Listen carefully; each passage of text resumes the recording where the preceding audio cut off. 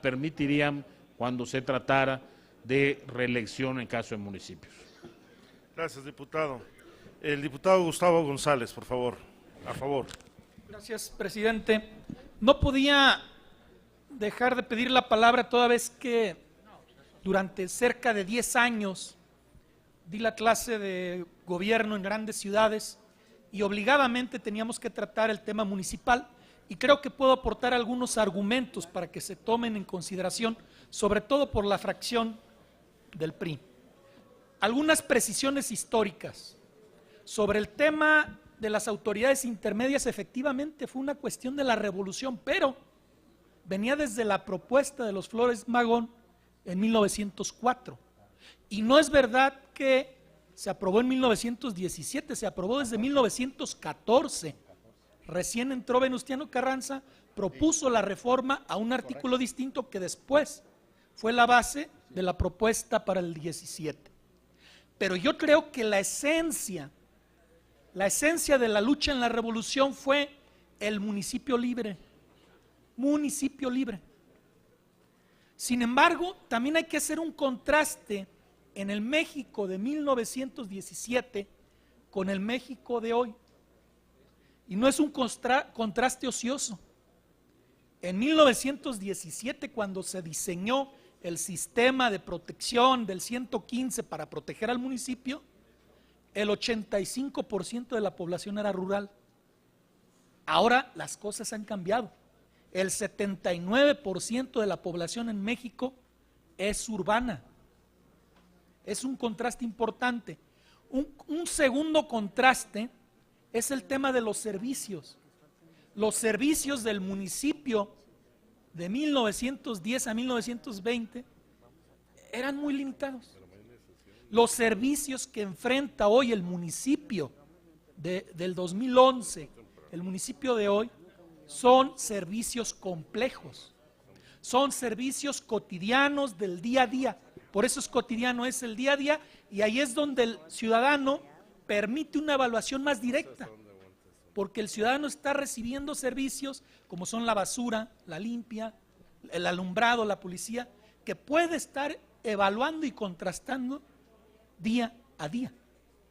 Tercero, los temas de análisis y comparación municipalista se dieron por primera vez en los años 1700, donde una persona dijo: ¿por qué los municipios ingleses son mejores que los municipios alemanes o los municipios franceses? Este tipo de estudios en el siglo XX hicieron una gran compilación de cómo estaba organizado el sistema de gobierno local de los países, y se llegó a muchas conclusiones importantes para el tema que yo digo: ¿qué es un municipio libre? En 1970 se llegó a la conclusión que una de las variables para comparar países de dónde un municipio es más libre o no es hasta dónde se diseña su estructura en la legislación central, en la Constitución central. Y eso, a final de cuentas, en México, el diseño municipal del gobierno local está diseñado centralmente en la Constitución. Cabe señalar que el gobierno municipal de México inicia el proceso de democratización precisamente en la autoridad municipal. Ahí es donde los partidos que se fueron creando, entre ellos Acción Nacional, fue donde empezó a tener sus primeros triunfos. Y ahí es donde el proceso de cambio de 1980 empieza Acción Nacional y otros partidos a ganar los municipios y a despertar la conciencia cívica de los ciudadanos. Es un elemento importante por considerar. El municipio inicia este cambio democratizador y de la alternancia en México. Esto nos lleva invariablemente a entender que a veces lo que queremos proteger con la Constitución termina siendo una camisa de fuerzas. Lo que creemos que va a resolverle al municipio el uniformarlo y protegerlo lleva a una camisa de fuerzas que de una u otra forma el diputado Corral lo había visto desde el punto de vista de la reforma a una constitución.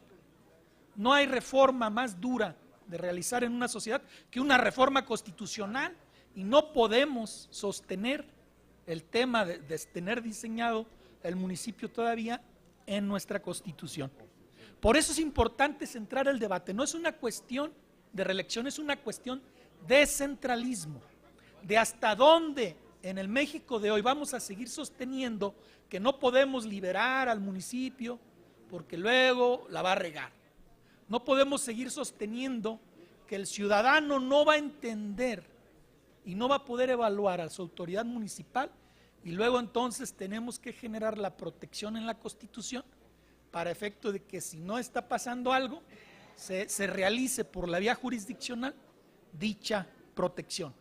Quiero cerrar esta argumentación diciendo que hay un movimiento internacional de agenda por lo local. Y este movimiento no es otra cosa que la realidad que está pasando en todo el mundo. Y no son buenas intenciones, son realidades.